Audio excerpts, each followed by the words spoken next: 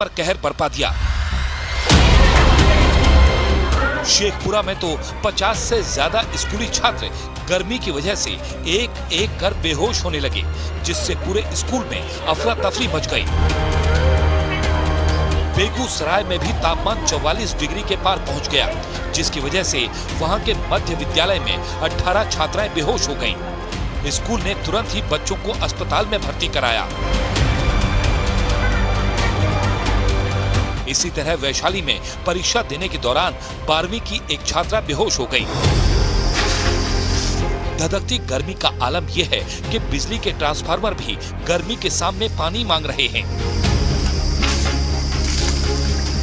UP के कई शहरों में ट्रांसफार्मर का तापमान 80 डिग्री तक पहुंच गया, जिसकी वजह से इसमें आग लगने का खतरा है। इसलिए पानी का छिड़काव कर इसे ठंडा किया जा रहा है। ये तस्वीरें नागपुर की हैं, जहां ट्रांसफार्मर को ठंडा रखने के लिए कूलर लगाए गए हैं। तपती गर्मी से राहत के लिए लोग एयर कंडीशनर का जमकर इस्तेमाल कर रहे हैं और यही जानलेवा साबित हो रहा है। तस्वीरें पंजाब के रोपड़ की हैं, जहां तापमान 45 डिग्री से नीचे ही नहीं आ रहा।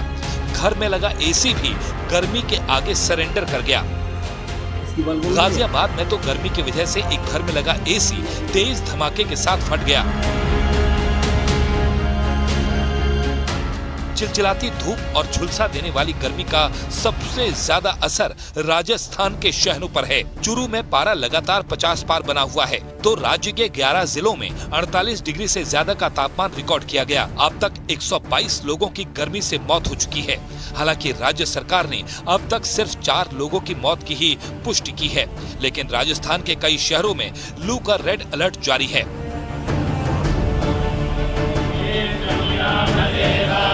जब गर्मी के सामने सारे उपाय फेल हो गए, तो राजस्थान में नौतपा के प्रचंड कहर से बचने के लिए 11 पंडितों ने महायज्ञ किया। इसके लिए पंडितों ने बर्फ के ठंडे पानी में बैठकर वैदिक मंत्रोच्चारण के साथ इंद्र देवता से बारिश की कामना की।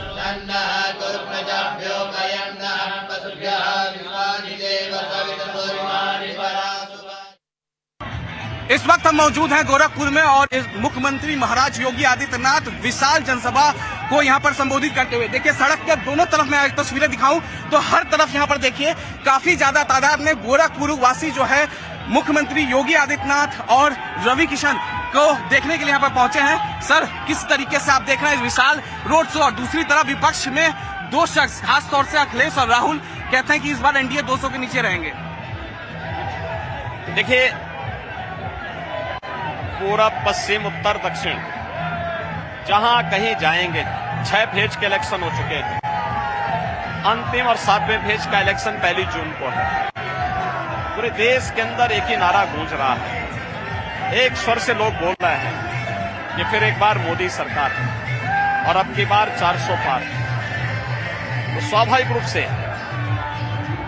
400 पार और फिर एक बार मोदी सरकार के कारण सभी भ्रष्टाचारी भयभीत हैं, चारों खाने चित हैं। उनकी समझ में नहीं आ रहा है कि उन्हें क्या करना चाहिए और इसीलिए उनके द्वारा अपनी पराजय को सुनिश्चित देखते हुए तमाम प्रकार के अब अफवाहों का सहारा लिया जा रहा है।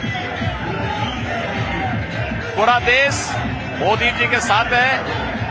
10 वर्ष में जो अभूतपूर्व कार्य हुए हैं, देश के सम्मान और सुरक्षा के लिए, विकास और गरीब कल्याण के लिए, विरासत को सम्मान करने के लिए, उससे आम जनता युक्त है और मोदी जी को अपना आशीर्वाद दे रही है। एक तरफ आप माफियाओं पर कार्रवाई करते हैं, दूसरी तरफ जो इंडिया गठबंधन का प्रत्याशी है गाजीपुर का, वो मुख्तार अंसारी को शहीद का दर्जा देने की बात कर रहा है।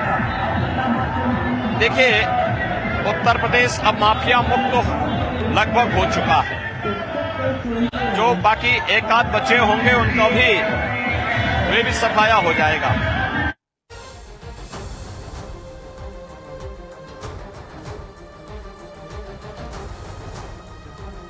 नमस्ते, मैं हूं किशोर अजवाणी। घड़ी इशारा कर रही है 9 बजे रात का वक्त। 100 बात की एक बात का। 100 बात की एक बात में आज बिहार में भीषण गर्मी की वजह से 50 से ज्यादा छात्राएं बेहोश हो गईं। जिसके बाद पूरे बिहार में अपर मुख्य सचिव के पाठक का विरोध शुरू हो गया और मुख्यमंत्री ने स्कूलों को फौरन बंद करने के निर्देश जारी कर दिए। यूपी के रायबरेली में खेल रहे 2 बच्चे गाड़ी में कैद हो गए, जिसके बाद दम घुटने से दोनों बच्चों की मौत हो गई। उत्तराखंड के जंगलों में लगी भीषण आग के बाद जम्मू कश्मीर के राजौरी और उधमपुर में भी जंगलों में आग लग गई और दक्षिण कोरिया के खिलाफ नई जंग छेड़ते हुए उत्तर कोरिया ने बड़े बड़े गुब्बारों में कूड़ा कचरा लादकर दक्षिण कोरिया के शहरों में भेज दिया। बड़ी खबर आई बिहार से। बिहार के कई जिलों में प्रचंड गर्मी की वजह से स्कूलों में बच्चों के बीमार पड़ने से हड़कंप मच गया। बिहार के शेखपुरा के एक स्कूल में तो 50 से ज्यादा छात्राएं बेहोश हो गईं। बेगूसराय में भी एक स्कूल में 12 से ज्यादा बच्चे गर्मी से बीमार पड़ गए। भागलपुर, गोपालगंज और औरंगाबाद समेत कई और जिलों से भी स्कूलों में बच्चों के गर्मी की वजह से बीमार पड़ने की खबरें आईं। हालांकि इसके बाद मुख्यमंत्री नीतीश कुमार ने मुख्य सचिव को स्कूलों को बंद करने के निर्देश दे दिए, लेकिन इससे पहले ही बिहार में शिक्षा विभाग के अपर मुख्य सचिव के पाठक का विरोध शुरू हो गया और उन्हें पद से हटाने की मांग शुरू हो गई, क्योंकि भयंकर गर्मी के बीच बिहार में स्कूल खुले रखे गए। इस घटना के बाद बिहार के राज्यपाल ने